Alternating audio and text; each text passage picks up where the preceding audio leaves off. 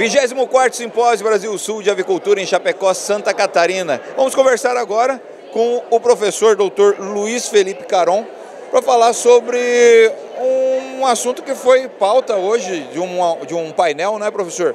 Que foi o bacteriófagos, é isso? Vamos saber um pouquinho sobre a questão da entrada da inteligência artificial na avicultura. Isso está acontecendo? Sim, tive a oportunidade hoje de conversar um pouco com vários colegas, apresentar algo que é uma ferramenta inovadora como produto, é um conceito antigo como ciência, mas que graças à inteligência artificial, e mais bem explicado, né, graças às possibilidades que nós temos hoje de acompanhar com velocidade as alterações do campo, há uma grande possibilidade que isso se torne uma ferramenta complementar que ajude a gente a mitigar, a controlar a pressão de infecção de muitos problemas, como é o caso da salmonela, eventualmente a coli e potencialmente outros problemas, até Listeria, Campylobacter no abatedouro, já que é a ideia de explicar como é que um vírus que naturalmente infecta uma bactéria pode ser transformado num produto e como que a inteligência artificial, e aí bem claro, como é que as máquinas de aprendizagem, o machine learning, que ajudam a entender a evolução disso, podem atualizar para a gente e predizer para que nós estejamos sempre na frente, tendo esses produtos diminuindo essa pressão. A ideia foi compartilhar essas informações, eu pude fazer isso junto com o pesquisador dessa empresa, o Pablo Cifuentes, que foi quem fez todo esse desenvolvimento de laboratório para trazer a inteligência artificial como uma ideia guarda-chuva, né? Inteligência artificial é um tema muito amplo, né? Mas como sistemas de aprendizagem, sistemas de algoritmos que muito rápido, e isso deu para ver, né? Coisas que em 2 anos se faziam há um ano atrás, hoje em 10 dias eles conseguem atualizar. E a minha praia, que é a microbiologia, tentar justificar e validar por que e como nós no campo vamos ter talvez uma ferramenta que nos ajude para ver essa diminuição dessa pressão, entre outras coisas, de salmonela e coli. E professor, quais os tipos de inteligência artificial que podem ser utilizadas dentro desse quesito todo? Quando se analisa as possibilidades de inteligência, o que nós entendemos como o deep learning, ou seja, esse aprendizado profundo, né? Esse aprendizado profundo com a quantidade de dados que se gera, mais ou menos esse o campo onde eu creio que essas empresas vão flutuar. Porque eles têm a capacidade de gerar um volume de dados muito grande, por coletas de campo, esse volume de dados gigantesco, num nível muito específico, muito profundo. Enquanto a gente tinha um computador, planilhas e a nossa capacidade de gerar esses dados e fazer a gestão deles de forma linear, isso demorava muito.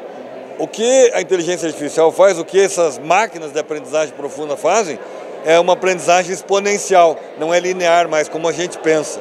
Então, o exponencial é algo que faz com que amanhã, analisando um programa computacional, um sistema desse, analisando esse volume de dados, possa predizer e sugerir para a gente, antes, uma estratégia de controle que não vai precisar que a gente veja o problema acontecer para depois ir atrás. Ou seja, a gente está sempre antes do problema e não mais depois.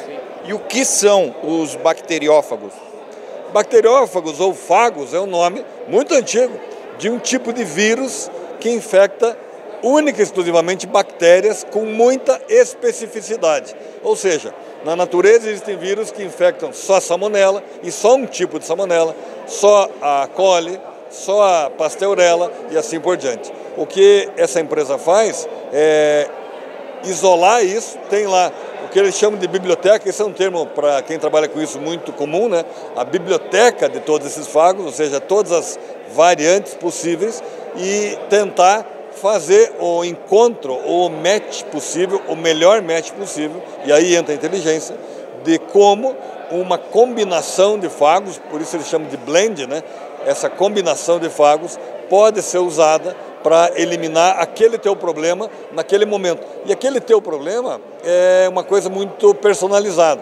Então, há necessidade, e aí que está o ambiente de trabalho, de se fazer isso, por exemplo, para a região sul do país.